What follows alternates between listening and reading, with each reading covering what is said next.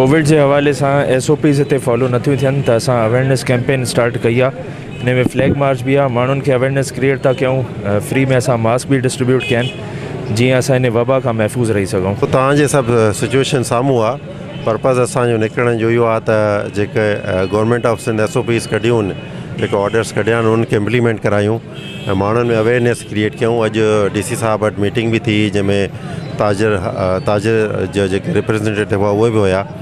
त कोशिशि कंदासीं त SOPs ते अमल थिए त जीअं माण्हुनि खे महफ़ूज़ रखियो वञे। प्राइवेट स्कूल अॼु बि खुलियल आहे, सरकार जेका आहे प्राइवेट स्कूल ऐं सरकारी टोटल कया आहिनि, अॼु प्राइवेट स्कूल उनजे ख़िलाफ़ का कार्रवाई ॾिसे सर प्राइवेट स्कूल एसोसिएशन असां सुभाणे उन्हनि खे एंगेज कयूं था। उन्हनि खे पॉलिसी शायदि क्लैरिटी सां ख़बर न आहे, उन्हनि खे क्लियर पॉलिसी ॿुधाईंदासीं। जेके गवर्नमेंट इंस्ट्रक्शंस आहिनि उन्हनि जी इम्प्लीमेंटेशन इंश्योर कंदासीं।